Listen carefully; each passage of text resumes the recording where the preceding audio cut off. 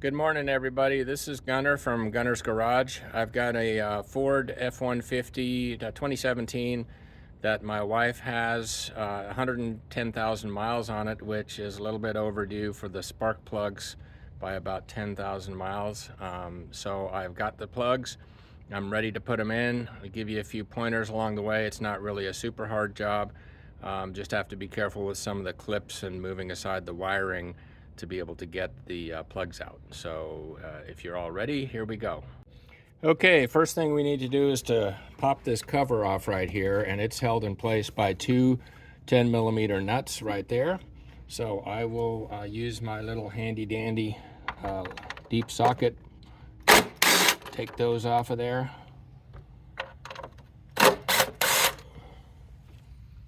Grab those and stash them somewhere. I usually just put stuff like this on the cowling unless there's going to be a whole bunch.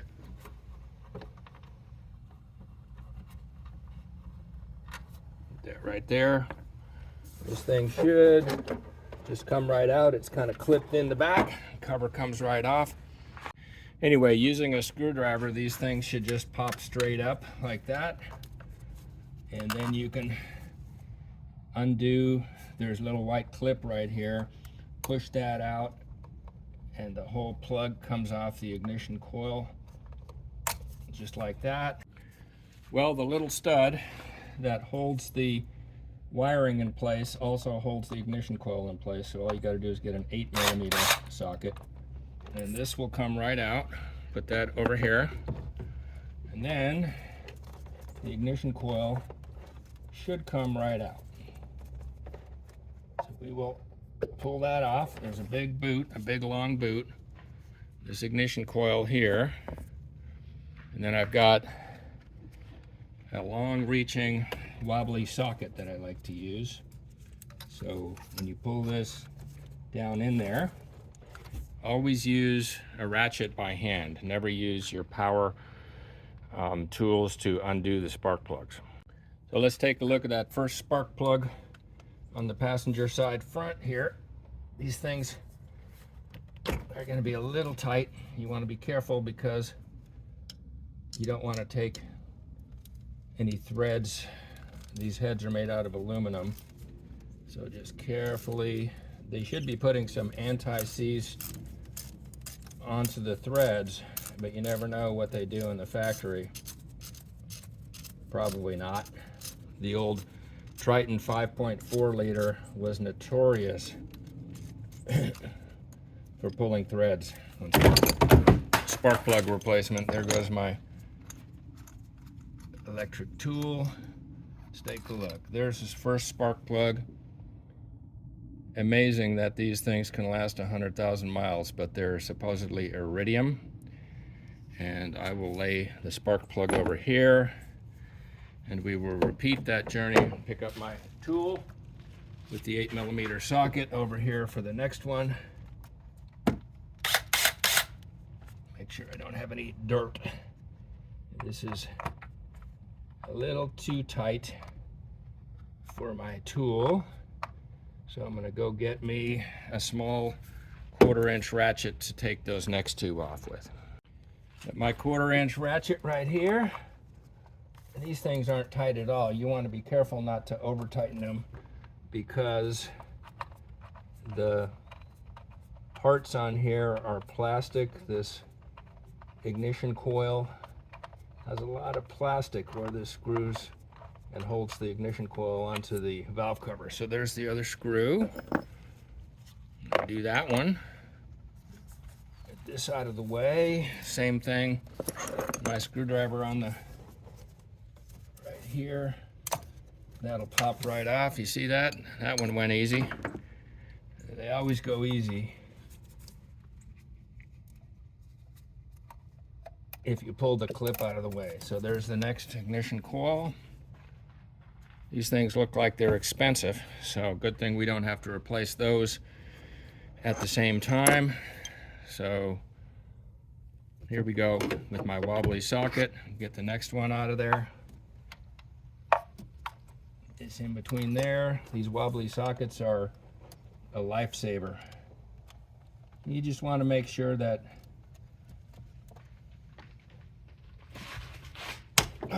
That one was, you can feel they're kind of all pretty tight. And I'm gonna put some anti-seize on each. Not too much, just a very little bit of anti-seize compound. It'll keep the next set of plugs from getting stuck and taking cylinder head threads, spark plug hole threads out with it when you take the next one out.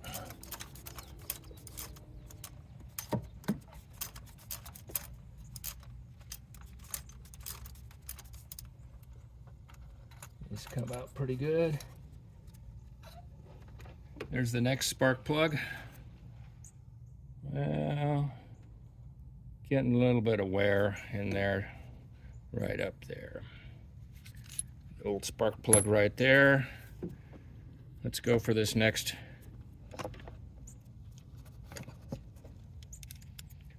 plug in the back here. So that is hard to see.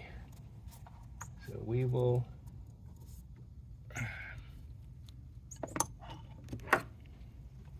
get this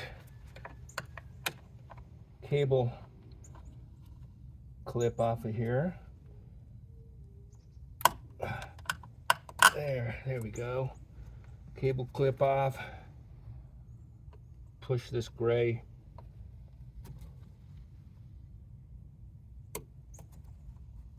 which holds the plug into place.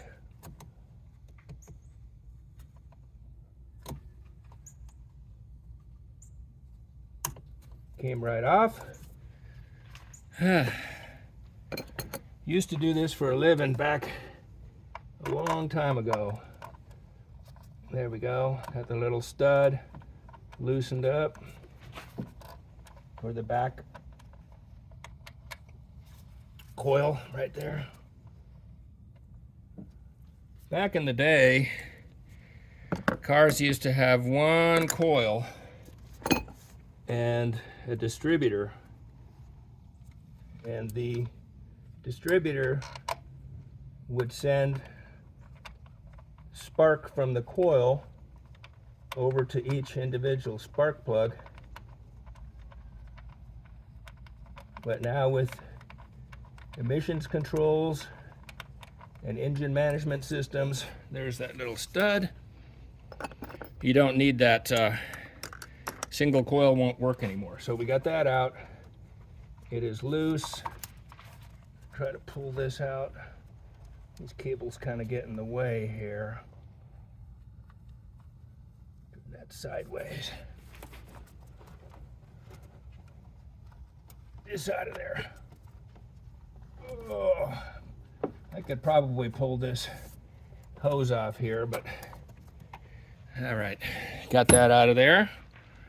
Now we got to get my wobbly socket down in there.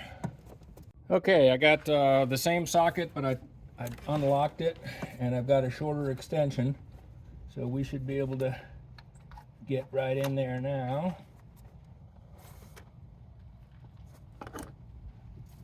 This hose here, I'm tempted to take this hose off here, but I really don't like to do things unless I really have to. But there, fits in there nicely.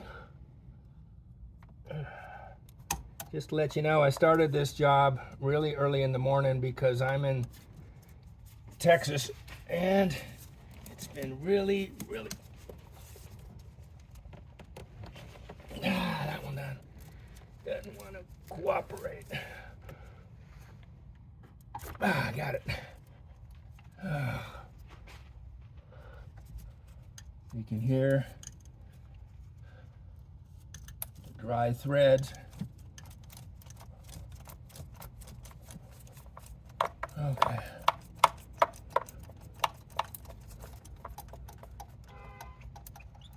You can hear how dry those threads are. They probably put absolutely nothing on those threads. So here we go. Pull this ratchet back out of here. Come on. So the reason I started early in the morning is because it's supposed to be 106 today, and it's hard enough when it's 80 degrees outside. Okay, we got that one coming out right now. There is the last plug on this side. You're getting a little bit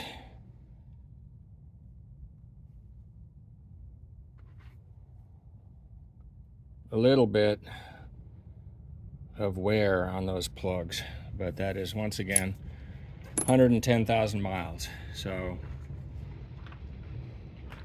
what we do now is go and get 3 new plugs. All right, I got the Nippendenso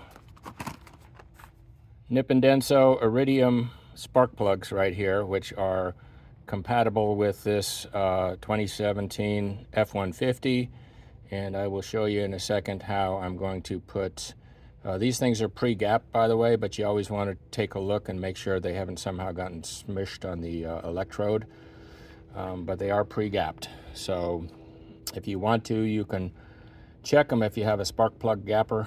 I don't worry too much about that because I've never had any of them that were out of the way they package them.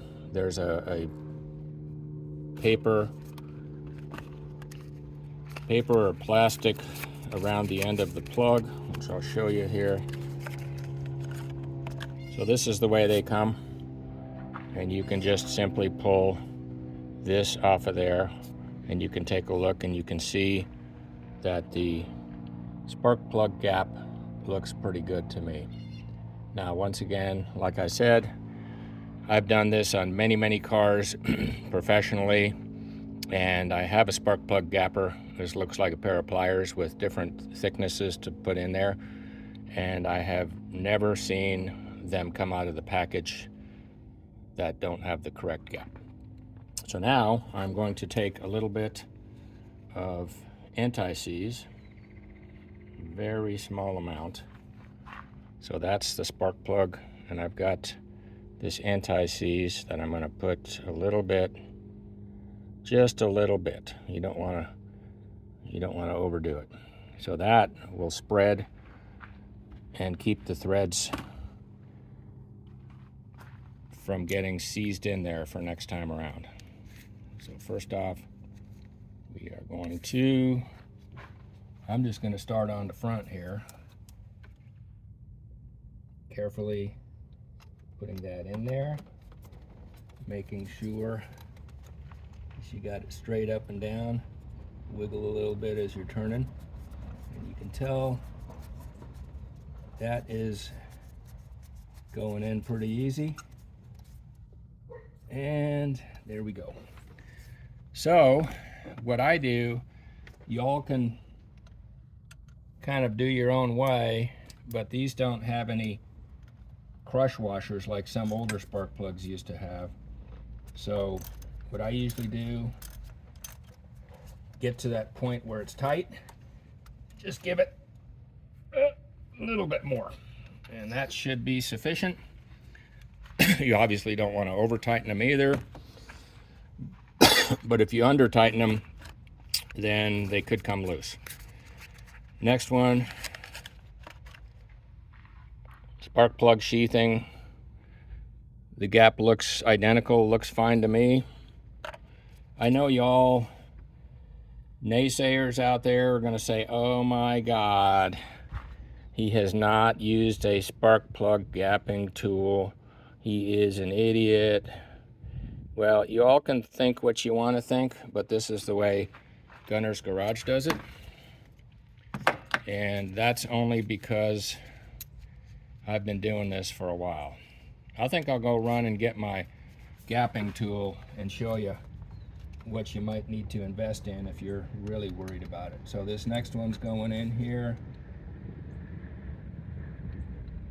Wiggly, wiggly.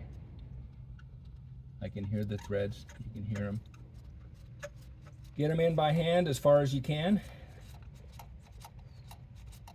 And then when they're pretty long threads. Spark plugs back in the day, and even some other engines today, still have very short threads, like maybe 3/4 of an inch. These are pretty good long threaded.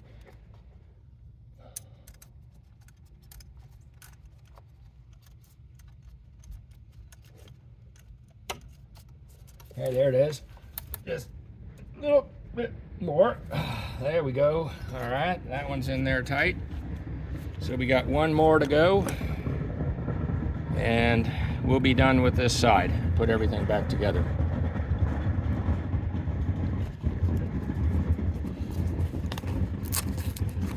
I'm gonna go get my spark plug gapping tool for all y'all out there that are saying, oh my God, what's he doing? I'm gonna get the gapping tool. By the way, I got this here snap-on spark plug gapping tool, and this is from the days when they didn't have such a gap in the plugs as they do today because of the high energy and the different materials. This one only goes to 35 on the thickness scale, and the spark plug kind of goes in here like this, and then you kind of squeeze, make sure you got the right gap. However, when I put this spark plug, this is the last one I'm going to put on this side, on the 35, it is wider than a 35 because, and these are grooved spark plugs too, so the tongue above the electrode has a groove in it, but you can see these are 39s. So I'm going to trust what the manufacturer, I can see the gap. I'm going to put a little bit anti-seize on there. Little bit, that's all you need. You don't want extra on there. All right, so we got, I'm kind of afraid of this last one, of getting it in straight, but we'll find out here in a second. And I said I don't want to take this out of the way here, but if I have to, I will.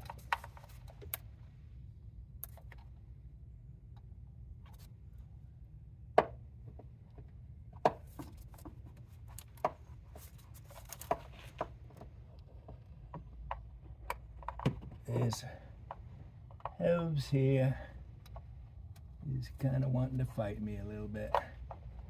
So we'll see here in a minute. That in there, come on. There it goes down into the bottom. Pull these aside. See if I can get this thing. It's going, it's going, it's going.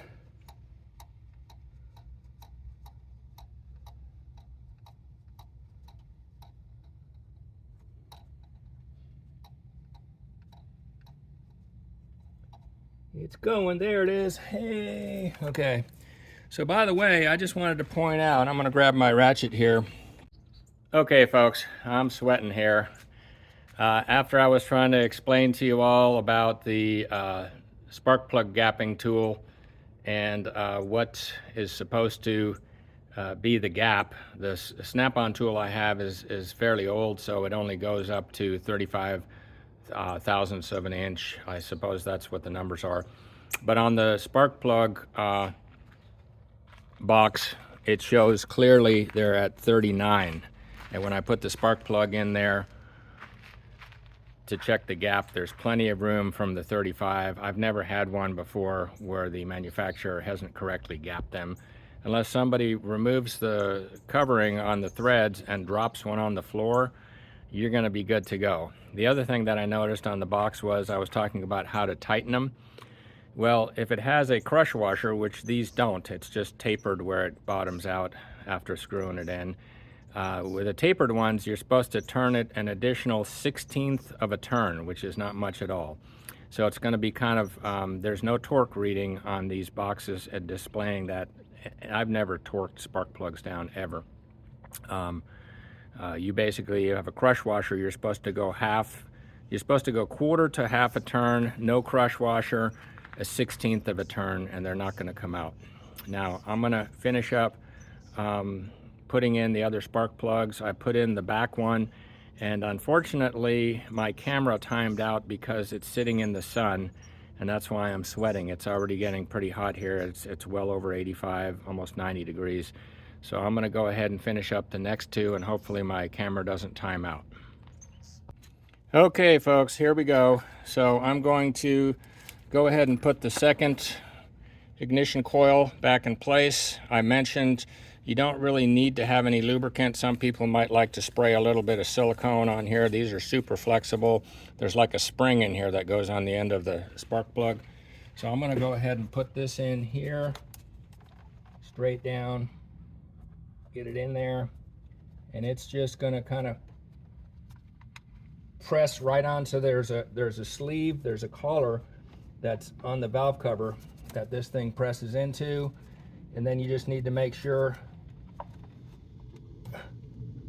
press it all the way down, and then take your little stud here, wire holder, which also holds that in place, and be very careful when you start threading anything. Most of you that have been tinkering or worked on cars for a living know this.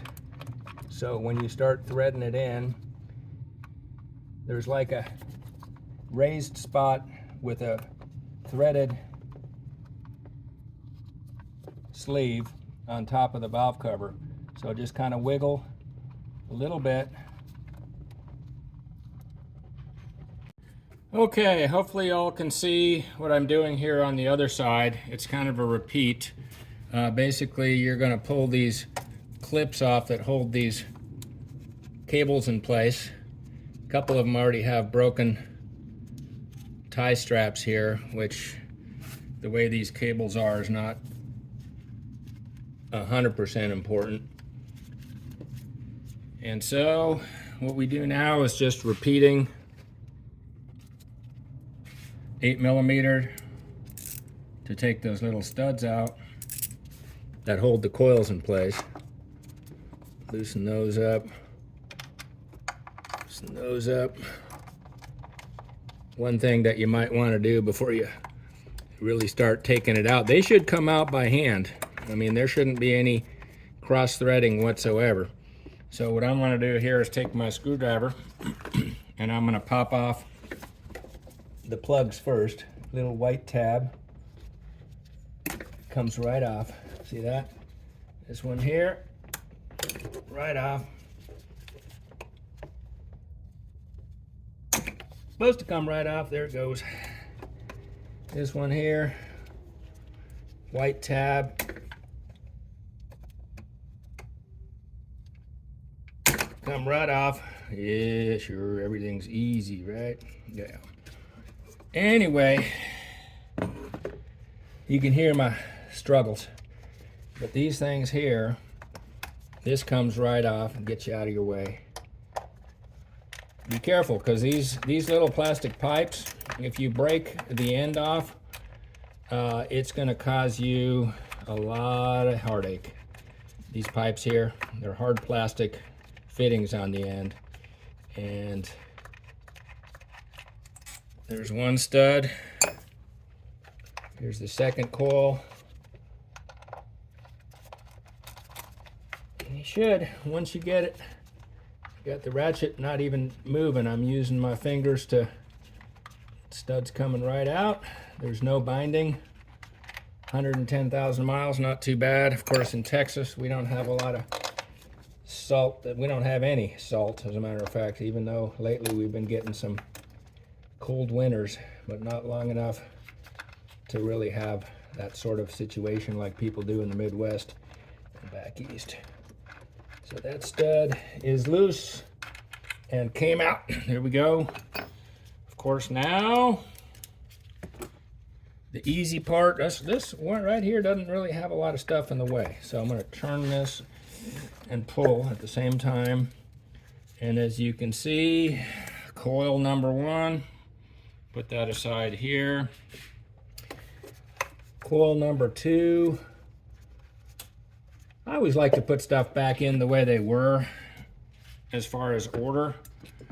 But these coils are all pretty much the same. There isn't like some registration that you can't mix up the holes or anything, because the coils, number 3, coils get energized by the engine management computer. Okay, so now I'd like to use my long extension again, which I've got over here on my toolbox. Pull this back, put the long extension back in there. Yeah, I like this long extension right there. So we get there, hole number 1. This isn't really rocket science. I'd probably be working a lot faster if I wasn't focused on trying to make this video. But at the same turn, these things can be a little tight to get broken loose. What? There we go. And then you can kind of hear the binding a little bit. I don't know why the factory doesn't use anti-seize. Maybe they want to sell more cylinder heads or whatever. I don't know. But it seems to come out. Doesn't have any electrolysis. Once again, we're in Texas. I don't know if that was... there's that spark plug right there. Okay. First one out. Next hole. Center hole. Driver's side.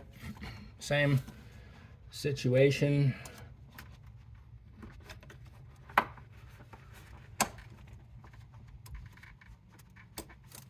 And there it goes. A little bit of, I don't like that. I don't like that when the threads chirp. It's usually because they're dry, which is true, because they didn't use any sort of lubricant. Anti-seize has been around a long time, and you can buy it at any auto parts store. Either comes in a small amount, or you can buy a big one like I've got. This one right here. Anyway, that'll last you a lifetime if you buy the big one. There's that second spark plug right there. So, one more. But now, unfortunately, back there, I believe I'm not going to be able to use this long extension on my wobbly socket here because the firewall's in the way. Shorter extension here for the last hole, the last spark plug. Back down in here. There it goes. All right, here we go on that last hole. Shorter extension, otherwise it would have hit the firewall.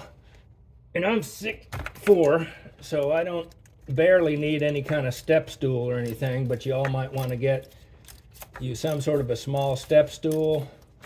Careful not to scratch your fenders with a belt, so forth. This one's coming out pretty good. You can hear that squeak squeak. Dry threads. Once again, I'm preaching the use of anti-seize on the new plugs. Okay, there's that last spark plug.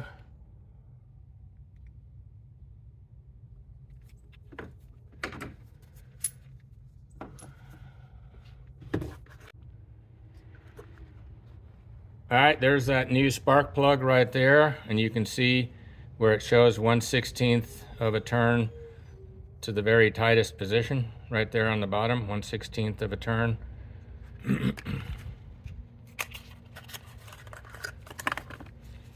Pull this off. Gapping looks good.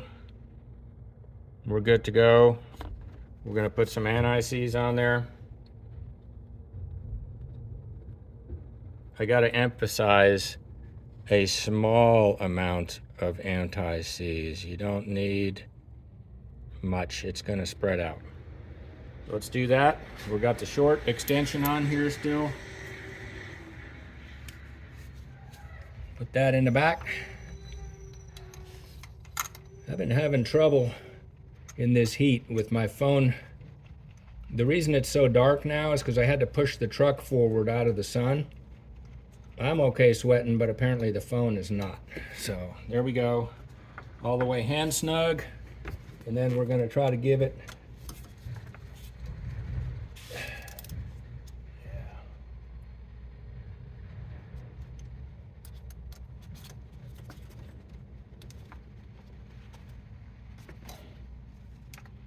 that 1/16 once we get it seated in there. Okay, there we go. So we're gonna give it 1/16, and that one's done. Next one coming. This one out. Gapping is good. Little anti-seize. To have like a production line here. If I wasn't filming, I'd probably lay the spark plugs out just for my own benefit and just put a dab of anti-seize on each plug before I even put a single plug in there. So now we are gonna put this back in here. Number 2, center plug. Just kind of wiggle as you're starting to turn, and that way you won't get it cross-threaded. So get that all the way down.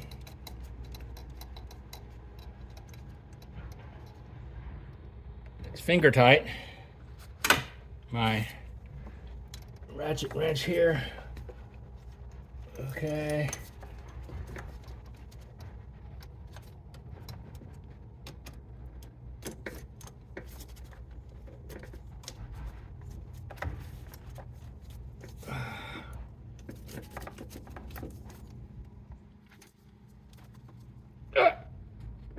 You're not going to get it any tighter. If your name was Bruno, you might be able to get it so tight you could snap them off, but that's far-fetched for most people. Center one's in place. Got my last plug. Sleeve is on there. Gapping looks good. Gapping looks fantastic, actually. These plugs, these are pretty cool plugs.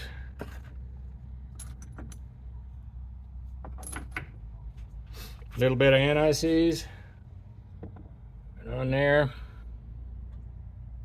You don't want this stuff to get on anything else other than what you want, like this here. Get that off of there.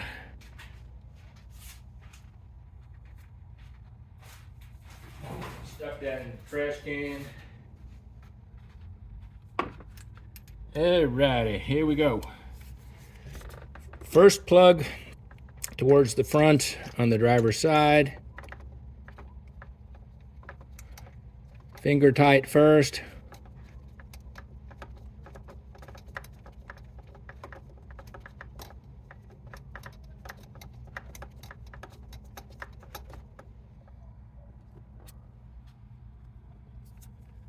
Get this thing probably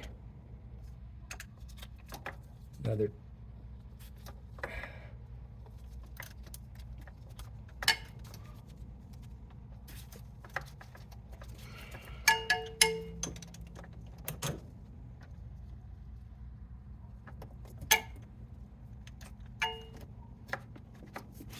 Okay, here we go. Let's see if we can get that 1/16 of a turn. This stuff, there's hoses in the way here. Careful about the fittings, as I told you, on these hoses. You don't want to lean on them. 1/16 of a turn. Went right in there. Now we can put coil packs back in. Get the wires out of the way. This side actually almost easier than the other side, I'm thinking. It's all the way down. Turn this so you line up so you can put your stud back in.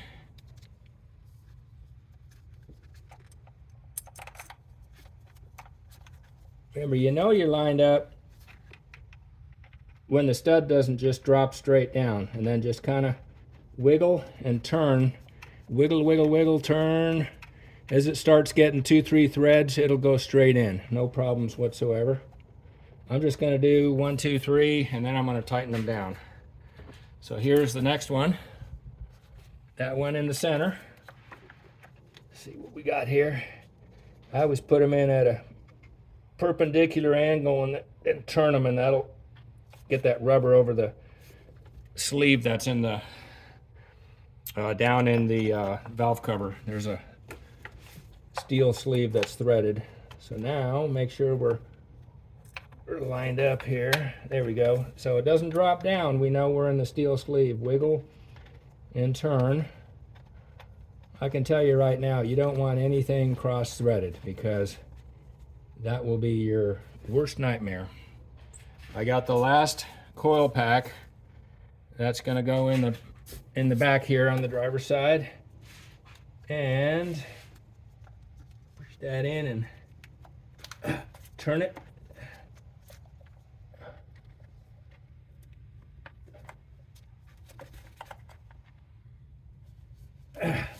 You can tell it's all the way down. It's not going any further.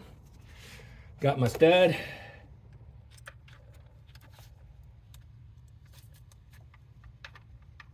Wiggle, wiggle.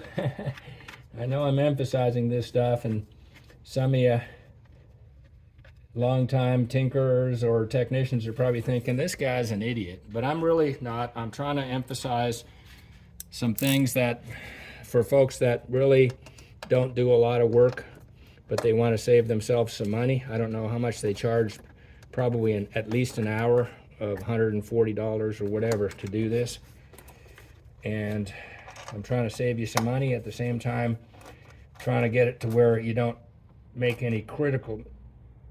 Don't over tighten these either. You can tell these are small 8mm, just enough where they're not going to come loose. You can probably go ahead and try to look up the torque, get you a inch-pound torque wrench and all that, and that's up to you if you want to go ahead and spend the money on that. All right, you can do that. You can probably learn something about torque wrenches and so forth. First coil pack plug, push the white tab back into the locking position.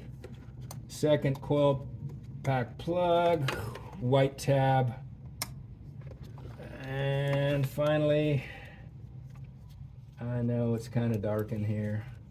I apologize for that, but you saw kind of what was going on the other side. Oh, third coil pack plug, push the white thing in. Now what I'm gonna do,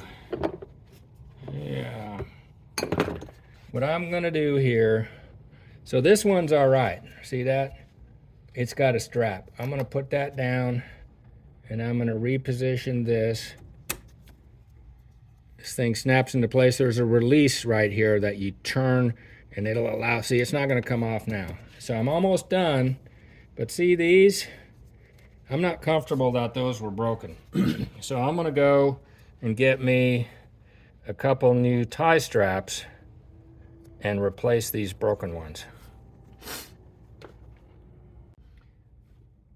Okay, little saver trip. You can use a regular tie strap. There's a slot in these little clips. And so I'm gonna use a tie strap and cut off the end with a pair of dikes. So when I put this back on here,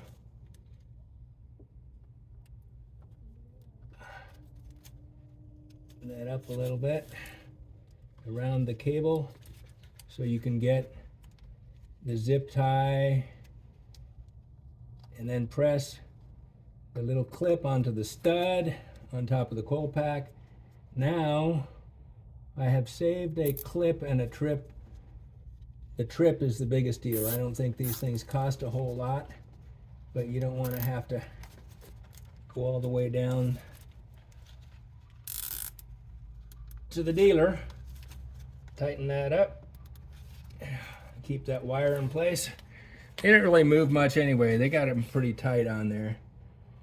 Cut that off with a pair of dikes like that, and do the same to the other one in the center here.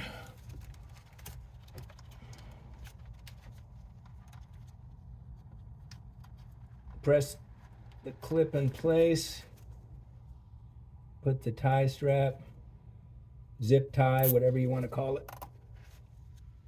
All right. Okay. Ain't moving. Just a little bit of assurance on Ford's side. Snip that off. Now I got everything in place. Make sure everything's in place. Double check everything. Clips are locked in place. Make sure these coil pack clips, these little, that's good, that's good. Double check everything.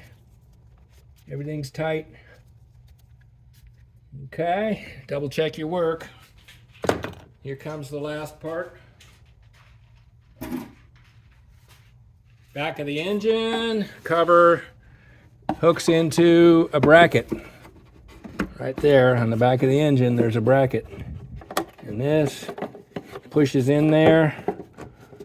This back on top of here. Okay, studs will come through there. Make sure that's all right. So now we got 10mm nuts right here. One on this side. All right. Get it started. Remember the wiggle test. I'm doing the one down here. I don't know if you can see that. I'm going to move the camera just for this one. Okay. I got a little Craftsman. You can do it all by hand if you like, but get this. Once again, that's about all it's going to take. You don't want to over tighten these. There we go. That's on. That's not going anywhere. All right, folks. Here comes the acid test, as I like to say. So we've put everything back together. There's that goop, that dang anti-seize I keep talking about. Very few tools you needed for this job. Let's go and check it out, okay? I'm kind of come around here. And we are going to twist the little starty knob. Yee-haw! Go check it out.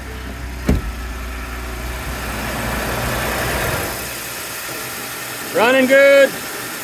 Another job accomplished. All right, folks. Thanks for sticking with me with some of my struggles. Some of the struggles you'll have. Machines. Don't ever let a machine defeat you. That's my motto. This is Gunner with Gunner's Garage. If you like this video, please click a like. I've also got another video. I got a couple other videos. I'm going to start making videos since I'm semi-retired now. I got time on my hands. I got a video on there on how to replace the filters on a Cummins. Check that one out as well. And you guys have a great day.